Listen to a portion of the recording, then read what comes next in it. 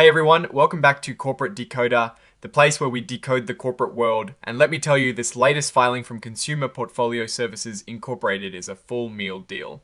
We've got executive compensation that might make your eyes water, a new stock plan, and a look at how the company is doing financially. Stick around. This is going to be juicy, and hey, before we dive in, if you like getting the real story behind these corporate documents, make sure you are subscribed. Also, join our Discord community. The link is in the description below. It is a great place to chat about these findings. Alright, let's get into it. This is a proxy statement, essentially a way for Consumer Portfolio Services Incorporated, or CPS as we'll call them, to tell shareholders what's happening and ask for their votes. This one is for their annual meeting on the 19th of November 2025. So what are they asking for? First off, they want to elect directors to the board, ratify their auditors, a company called Crow LLP, approve an advisory vote on executive pay, and get shareholders to greenlight a new equity incentive plan. They are also asking shareholders to vote on how often they want to have that advisory vote on executive pay. Now, they stress your vote is super important and you can do it by mail, which is convenient. They've set the 23rd of October 2025 as the record date, meaning if you own stock on that day, you get to vote. First up, electing directors, they've got 9 nominees and they're all seasoned folks. You've got Charles E. Bradley Jr., the Chief Executive Officer and Chairman, who's been with the company since its very beginning. Then there is Stephen H. Deckhoff, who comes with a ton of financial experience from places like Black Diamond Capital Management. Louis M. Grasso, who founded PFC Corporation, and William W. Grounds, who's been on the board of MGM Resorts. Brian J. Rahill, and attorney William B. Roberts, along with time director with investment firm experience, and James E. Walker III, also from Black Diamond Capital Management, Gregory S. Washer, who owned a promotional marketing company, and Daniel S. Wood, a former president of a manufacturing company. They've all got impressive backgrounds, bringing a mix of financial, operational, and legal expertise. Each director is nominated for a 1-year term. Next, they want to ratify the appointment of Crow LLP as their independent auditors for 2025. These guys have been auditing CPS since way back in 2008, so they know the company inside and out. Let's look at what they paid their auditors. In 2024, CPS paid Crow LLP about $1 million for audit fees, just slightly more than the $960,000 they paid in 2023. They also paid them around $169,000 for audit-related services in 2024, down from about $240,000 in 23. Around $300,000 to $304,000. So nothing too alarming here. It seems like a normal relationship with their auditors. Okay, this is where it gets interesting. Proposal 3 is the shareholder vote on executive compensation, often called say on pay. You get to say if you approve of how much the top executives are paid. CPSS approach is pretty straightforward: base salary, an annual cash bonus, and long-term stock options. They say they want to keep things simple and align management's interests with shareholders. Now, for the numbers, let's peek at the summary compensation table for 2024. Charles E. Bradley Jr., the CEO, took home a salary of nearly $1 million, but then he got a bonus of over $3.1 million. His total compensation for 2024 was around $4.16 million. Compare that to 2022, when his bonus was almost $4 million and his total compensation was over $10 million. That massive jump in 2022 was due to a huge chunk of option awards given that year.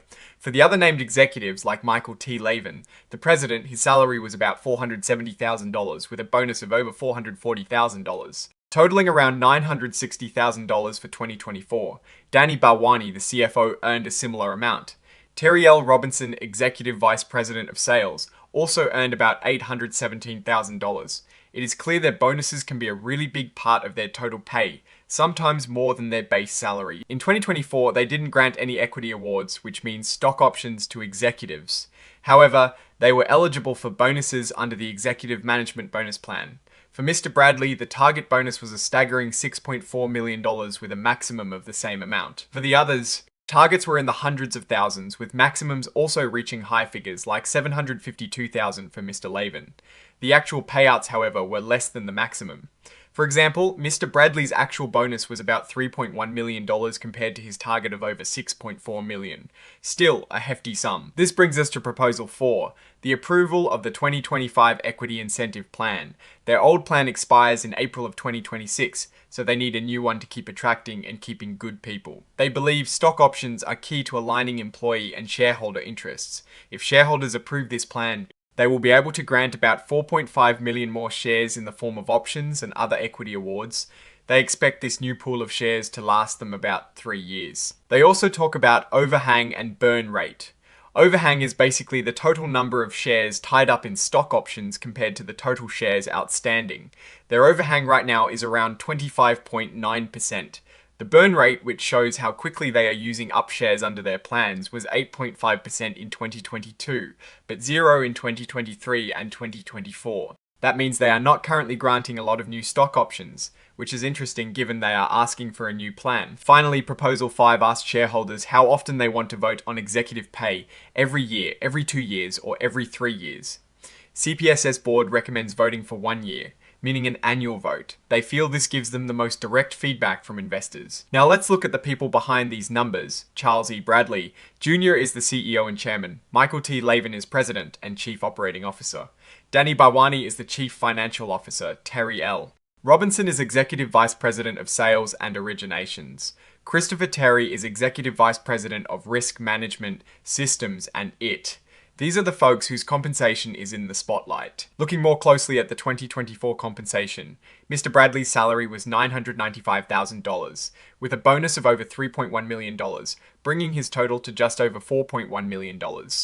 Michael Lavin, president, earned $470,000 in salary and a bonus of over $443,000 for a total of about $960,000. Danny Bharwani, the CFO, earned a similar amount. Terry Robinson's total compensation was about $817,000. Christopher Terry, executive vice president, earned about $702,000. It seems their bonuses can really make up a significant portion of their overall pay. The company did not grant any stock options to these named executive officers in 2024. As of the 31st of December 2024, the executives held a number of unexercised stock options. Mr. Bradley, for example, had over 900,000 unexercised options, some vested, some unvested, with exercise prices ranging from around $2.47 to $10.32. In 2024, several executives exercised options, realizing a total value of over $2.3 million combined. For Mr. Bradley, the value realized from exercising options was over $1.2 million. Non-employee directors received retainers of $6,000 per month plus additional fees for committee work. For example, Daniel S. Wood, who is on the compensation committee, earned over $107,000 in cash in 2024. Brian J. Rahill earned over $106,000. This shows a fairly standard compensation structure for the board. Now, who owns the company? Charles E. Bradley Jr. holds a substantial stake, over 24% of the company's shares. Stephen H. Deckoff, through various Black Diamond investment vehicles, owns about 23.2%, making him a significant shareholder too. The combined holdings of all directors and executive officers are a massive 63.7%. This means the leadership team has a very strong vested interest in the company's success. They also have to report the ratio between CEO pay and the median employee pay. For 2024, this ratio was 55.5 to 1, meaning the CEO earned about 55 times more than the median employee. The median employee's total compensation was around $75,000. There are some interesting related party transactions. Executive Officer Terry L. Robinson has purchased subordinated notes from the company, with interest rates ranging from 5.40 to 8.90%. Steve Schween, another executive officer, also has such a note with a higher interest rate of 12.25%. And in a move that's not uncommon but always worth noting, Noel Jackson, a senior vice president and an executive officer, is the sister of CEO Charles E. Bradley Jr. Her employment was authorized by the board and her compensation is reviewed by the compensation committee. On the stock repurchase front, the company bought back shares from CEO Charles E. Bradley Jr. on 2 occasions in June and September of 2024, for amounts totaling over $1.1 million. They also bought back shares from director William B. Roberts in September 2025 for over $860,000. The company's policy is to have related party transactions approved by disinterested directors or the audit committee, and while the purchases from Mr. Bradley were not pre-approved, they were later ratified by the audit committee. Let's look at the pay versus performance chart. This table shows how executive compensation lines up with company financial performance over the last 5 years. In 2022, the CEO's compensation actually paid was about $4.4 million, while his summary compensation table total was a massive $10.8 million. This disconnect suggests a large chunk of his reported compensation came from option awards that year. In 2024, his compensation actually paid was about $3.2 million, while the summary compensation table showed over $4.1 million. For the average of the other executives, their compensation actually paid in 2022 was actually negative $33,768. Which sounds strange, but it is likely due to adjustments related to option awards. In 2024, their average compensation actually paid was about $758,000. The chart also tracks total shareholder return and net income and diluted earnings per S-share. What is my take on all this? Well, Consumer Portfolio Services Incorporated operates in a high-risk lending environment, and their compensation structure reflects that. The substantial bonuses and the push for a new equity incentive plan show they are focused on retaining key talent and driving performance, especially through option awards, though they did not grant options in 2024. The significant share ownership by the CEO and other executives is a positive sign for alignment with shareholders. However, the reliance on bonuses and the potential for large option grants mean executive pay can fluctuate quite a bit, as seen in the 2022 numbers. The consistent need for equity to incentivize executives suggests they see it as crucial for growth and competitiveness, especially as their old plan winds down. The company's focus on subprime lending inherently involves risk, and while their board committees work to manage that, it's always a key factor to watch. Overall, CPS seems to be navigating a challenging market with a compensation strategy designed to motivate and retain its leadership. The shareholders will be voting on whether they agree with the direction and the pay. Alright, that is our breakdown of Consumer Portfolio Services Incorporated's latest filing. What is your take on these numbers and what they signal for the company's future? Drop your thoughts in the comments if this analysis was valuable. Hitting that like button really helps, and subscribe for more deep dives. Don't forget to check out the Discord in the description for more discussions. Thanks for watching. See you next time.